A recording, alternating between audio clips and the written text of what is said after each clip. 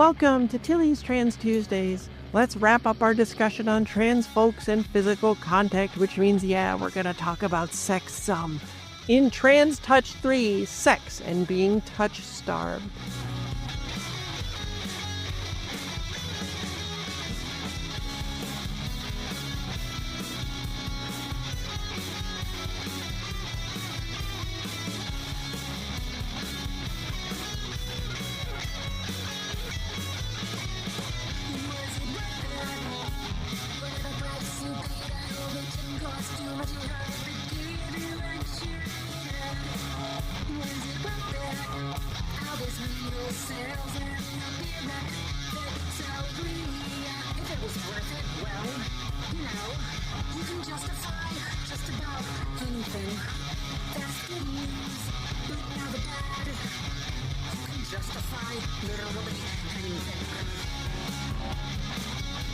Hi, I'm Tilly Bridges, your host, and I'm joined by my writing partner, my best friend, my wife, our token cis representation, a lady I have definitely had the sex with, and let's say no more about it, Susan Bridges.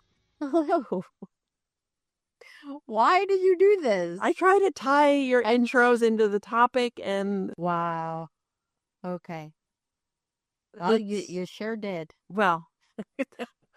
Our returning guest is Erin Rodriguez, a Southern California-based painter and color designer for animation and comics.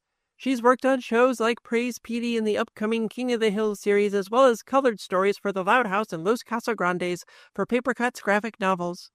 Whenever she's not creating, she's watching horror movies, listening to punk music, or reading comics. Welcome back one more time, Erin. Thank you so much for having me for the third time. Yeah. Okay, so how did you get into making comics and animation? Was that something you always wanted to do? Yeah, for a very long time. When I was in high school, funny enough, I was part of the first graduating class in my high school out there in the desert in the Coachella Valley. And for a very long time, since I was a wee lass, I was very into the Nicktoons, big into Rock Was Modern Life, Invader Zim, some of that big stuff back then. Yeah. Even Gravity Falls when I was in high school. But yeah, I just really wanted to learn how to make it. And I had a nerd of an art teacher, and he kind of gave me the little inklings on how to do that. And he showed me kind of what is involved. At the time, I really wanted to be an animator. Going through college, I was like, I can't do this. This is way too much work. But I got to find my calling in college for painting because it's been very fun. But yeah, in high school, I just got to... being obsessed with it, really just enjoying cartoons and never getting rid of my childhood dreams and the childhood lens that I had for the wackiness of all of these cartoons and comics and things. Yeah, I love that. I like to nurture that side of me too, because I was always the same as a kid. I loved all that wild, goofy stuff. And I love that you had a teacher that sort of nurtured your love of it. That's so great when we have those teachers that can see that in us and try to help us get to where we're dreaming we can maybe be. Yeah, because where I came from out there in the Coachella Valley, there's nothing but a lot of date farms and just a lot of different crops that they have out there. I grew up in a family they did a lot of things with their hands. So my dad's a mechanic, and my mom was doing things like in nursing homes. She was a nutritionist for that. And I never really had anyone to nurture that side of, or my creative self. Yeah. They definitely try to put in the time in terms of we will take you to an art class or whatever, but they didn't really understand it, being a daughter of immigrants myself. So having someone else kind of understand what I wanted was very, very cool. And I got to do a lot of wonderful things. I actually got to meet... Oh my gosh, this is I'm unearthing a memory, but back in high school, I remember we did these anti-tobacco PSAs, but we had people from The Simpsons and Family Guy come in. I think they were people that grew up in the Coachella Valley and wanted to teach kids there. That's something that's a really big thing that kind of pushed me forward going into saying I can do this. Yeah. It feels very California to me because in Burbank, our kids' school has murals and stuff with artists from Nickelodeon. It's such a... Well, and growing up in the Midwest, I don't feel like I had an art class, I had creative writing classes, but I don't feel like the culture there was as nurturing towards the arts as it is in LA. Oh, yeah, for sure. And I mean, yeah, some of it is like technology and stuff. Sure. Some of the schools our kid went to was like, we make a TV show like for like every day Whoa. for morning announcements. Yeah, they we do have their own little we have news people broadcast. who do a news broadcast and a green screen and cameras and stuff, and we're like, what is this? Yeah, yeah.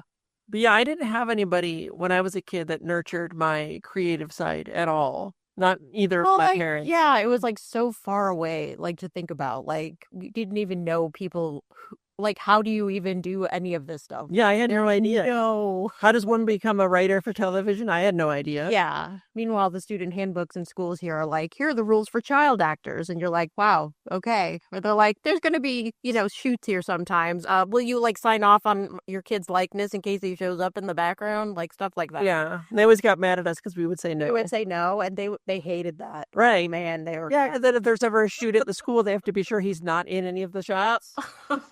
Sorry, though. They're like, why aren't you signing it? Everybody signs it. You can't have the right to his likeness. No, thank you. Just it's a different culture for sure. It is. But we digress. We That's do. so Burbank. Right? Mm-hmm. Love it. Okay, if you had any advice for people who are just beginning their transition, what would it be? The piece of advice that I would have given myself at the beginning at my transition is that you're going to be great. You're doing everything correctly as best as you can.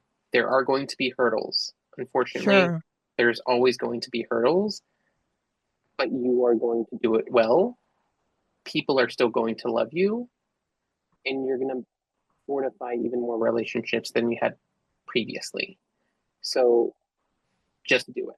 Yeah, I think there's the sort of prevalence of the way society treats trans folks, and that a lot of them want you to think that no one will love you. If you transition, you'll be cast out. And sadly, for some of us, that does happen for some people. But there are also people who will love you for who you are. And there are brand new people who will love the new, true you that you don't even know are out there yet, that you won't even meet until you're your real self and existing in the world that way. And there are people that you'll have beautiful relationships with that will see you for who you are and love you for who you are, whoever it is that ends up being, because it is a process and it takes time to figure that all out. But yeah, for all of us, there's people out there who will love us for who we are. And that's important to always remember. I'm sure that there are trans women or trans people or non-binary people in I guess positions of power. That sounds really weird to say, but people who have experiences to mentor other people, not only within their transition, but in like leadership positions, or like, I'm a painter, I've done things for animation, I've done things for comics. I would love to teach any trans person in high school or whatever to like, this is my process. This is what being a mentor in the arts or something. And kind of how we were talking about not being able to have the people in our lives to nurture our passions in high school or whenever where we started, wherever we are. Yeah. I would love to be, that person that starts that. Yeah, that's beautiful. I think that's the sort of thing that we need more of in this world, because people need to know that there are others who have done it before. There are people who have transitioned before. There are people who have become, colorists for animation before. And there's people who've done both of those at the same time. And she can help you. And it's beautiful and it's wonderful. Exactly. Community, yay. Okay. Before we get into this week's episode, of course, you will want to know my own personal experiences with physical contact in Trans Touch 1 in episode 120, and the first half of our survey results about platonic touch and hugging in Trans Touch 2 in episode 121. All right, onward. Survey question 6. Pre-transition, what were your feelings about being touched in a consensual sexual manner and sex in general? 29.9% enjoyed it, 25.2% were indifferent, 16.9% sought it out, 15.5% avoided it at all costs, 12.5% hated it. Almost half of all respondents, pre or no transition, liked sex and sexual touch, but that also means that more than half did not like it. This doesn't mean that those people didn't have sexual desires, though some ace folks certainly fall into that category, but that even if they desired sex or sexual intimacy, they didn't actually like participating in it. And this gets really interesting when you look at the during or post-transition responses. Question 7. After or during transition, what were your feelings about being touched in a consensual sexual manner and sex in general? 36.3% sought it out, 26.9% enjoyed it, 14.1% were indifferent, 18% avoided it at all costs, 14% hated it. Some of those in the indifferent and hated it and avoided it at all cost categories are ACE folks from the pre-transition question, and some are people who newly discovered they were ACE with transition. But even still, the numbers dropped drastically. Because when you look at those who now like it, it went from a little under half to 63.2%. And that number is higher if you again factor in only the folks who've transitioned, because nearly 14% who responded to this had not transitioned. As with platonic and friendly touch, we see the same huge shift that transition brings to our desire to be touched. Is anything in there surprising to you, Erin, or does that also track with what you've experienced and in general? With all the other surveys that we've done and me not being surprised, we're going to add this one to the list where I'm like, yeah, this is very much so on track for being correct. Yeah, it seems like all kinds of touch just generally improved for the majority of people with transition. Yeah, a lot more openness for sure. Yeah, exactly. Let's dive into some of your complex and difficult thoughts around sex. I sought out sexual touch pre-transition because it contained a tiny drop of gender feelings. I think pre-transition, I never realized any gender feelings during sex because I dissociated through so much of it.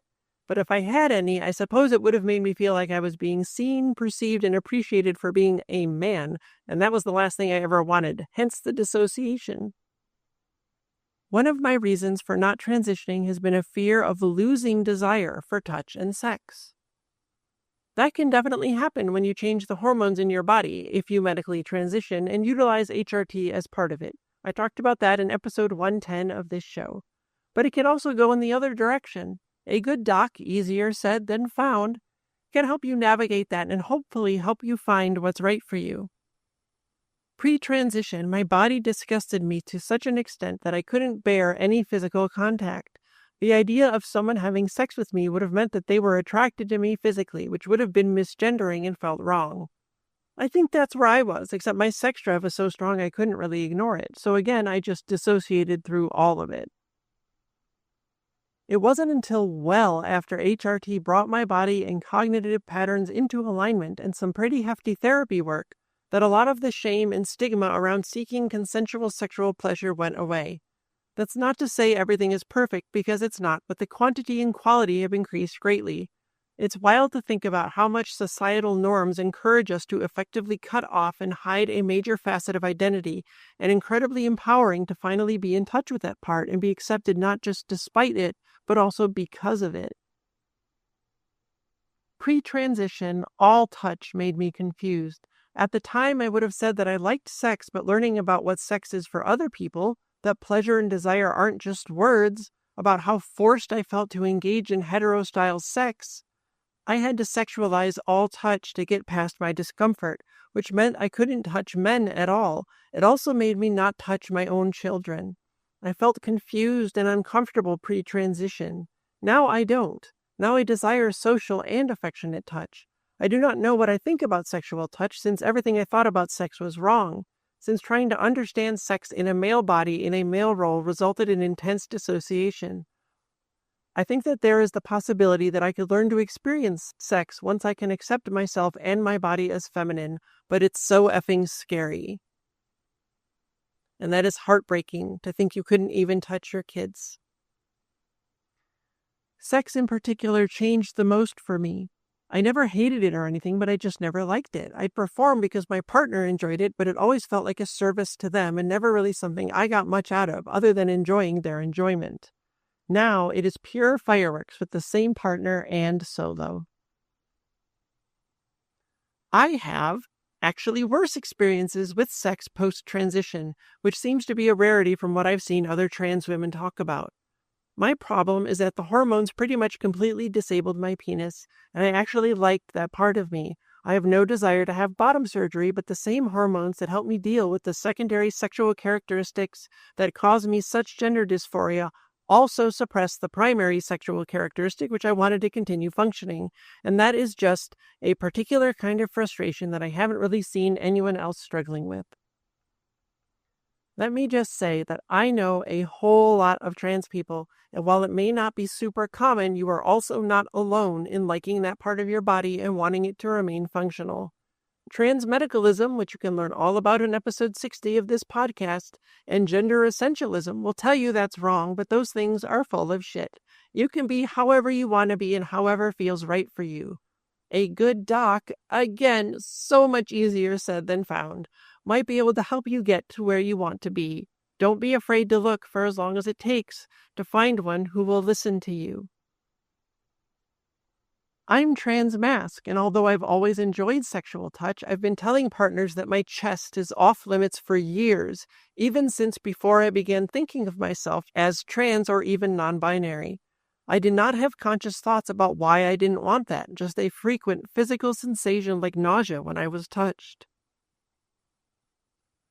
I haven't had any kind of romantic or sexual anything with anybody. It feels wrong doing it before transitioning, like cheating on everybody involved. Important to note the wording here, everybody involved, including the person who wrote that comment.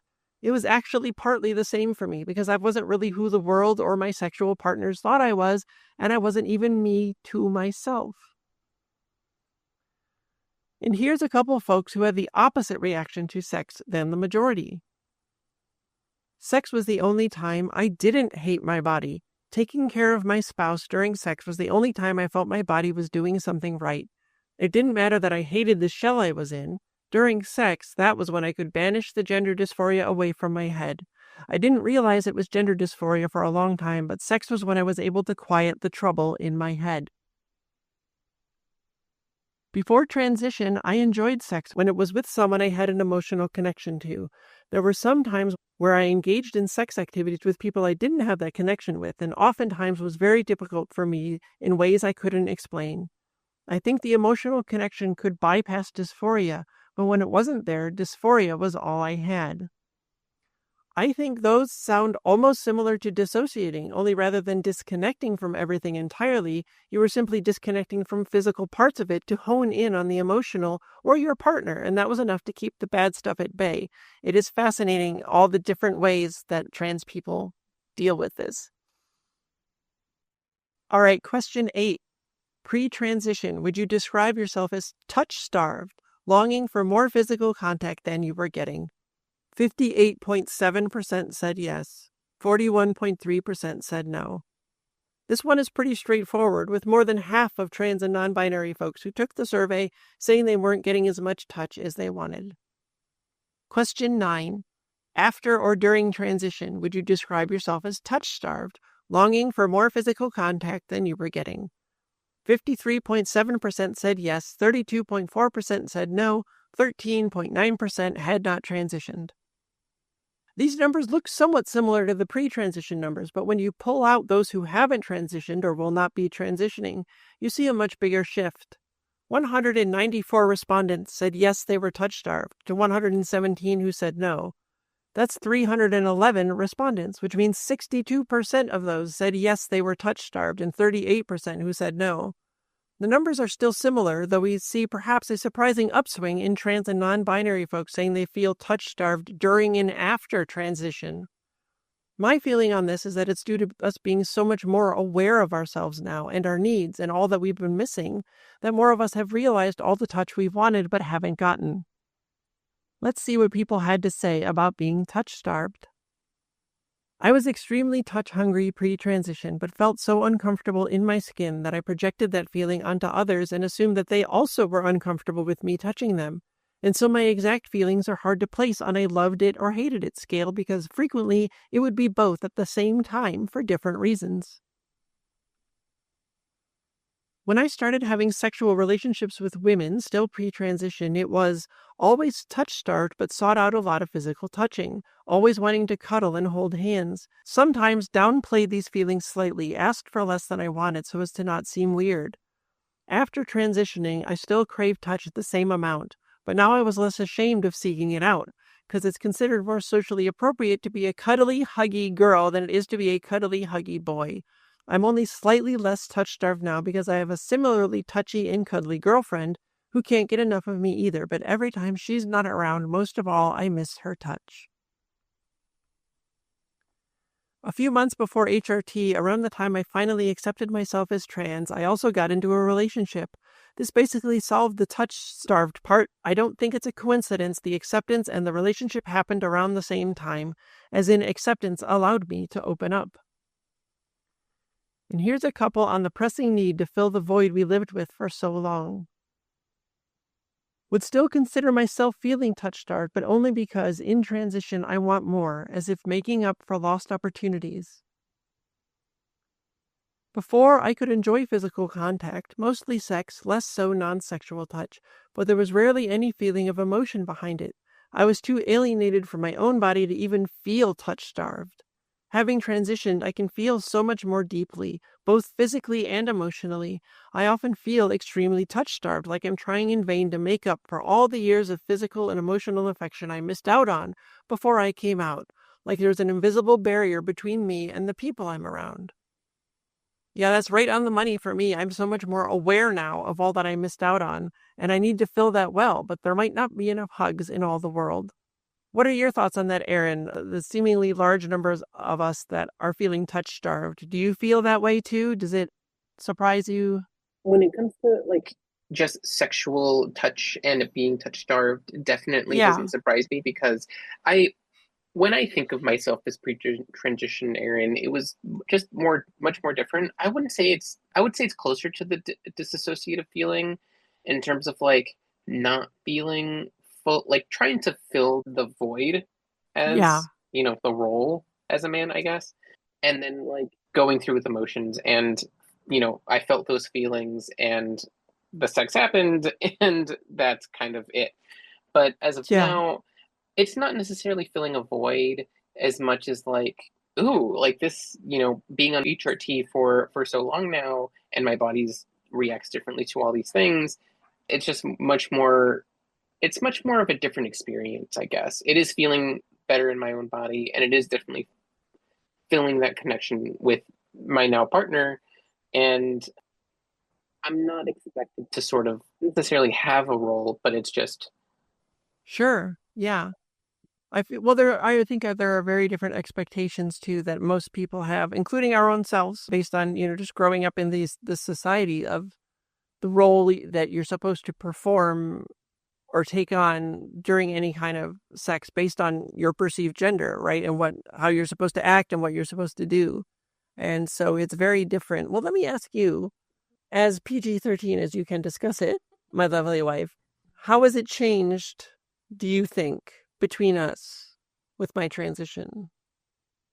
I think like the hormonal changes definitely threw us for a leap at the beginning. Well, Like they did, yeah. we were trying to figure out like what does this look like, and like kind of understanding that like things are not going to be the same.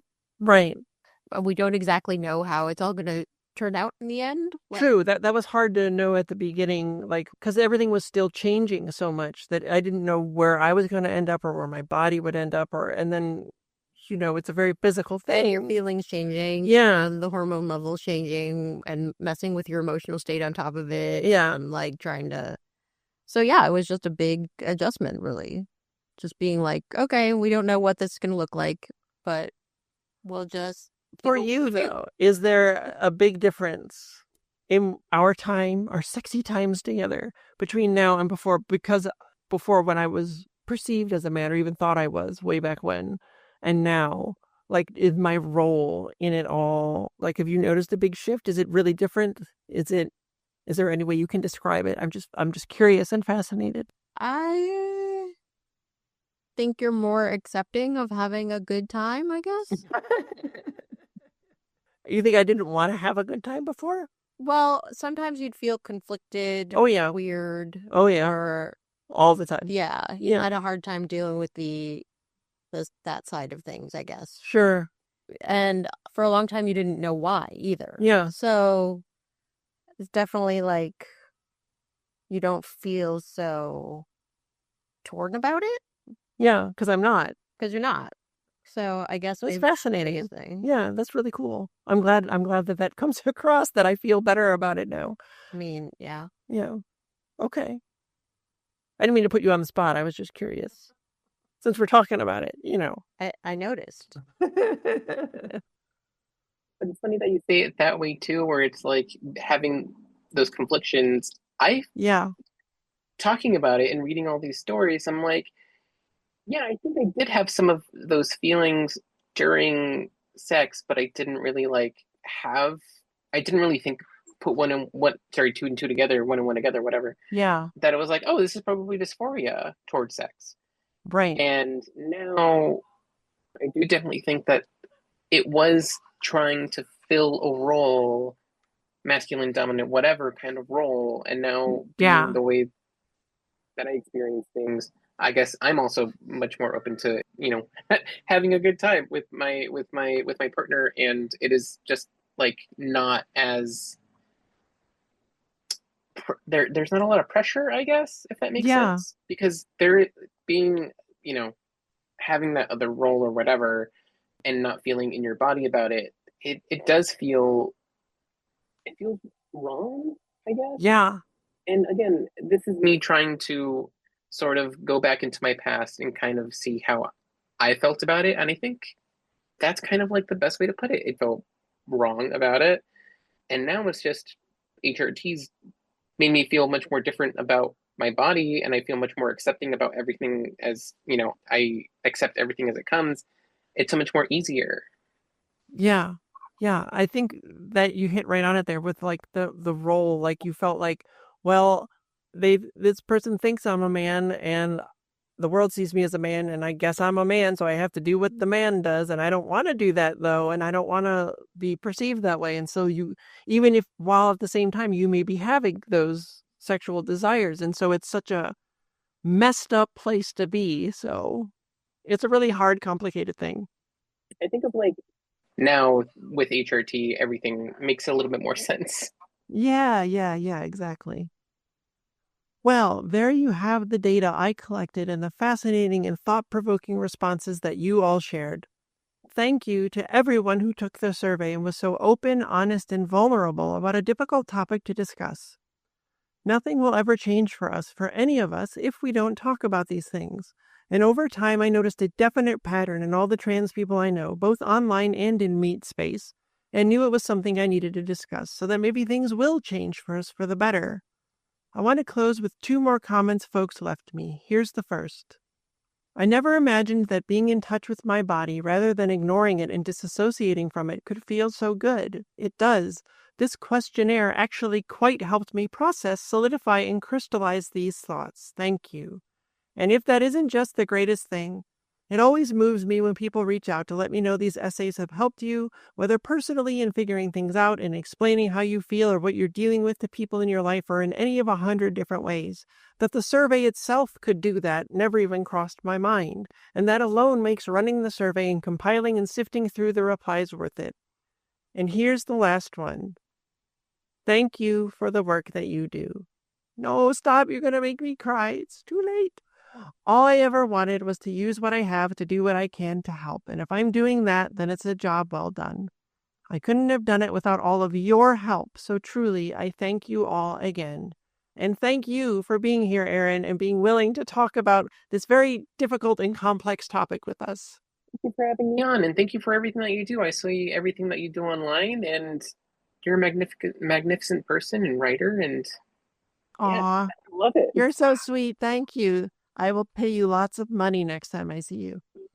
Thanks. I won't. I don't have any money, but you'll get lots of hugs. Okay.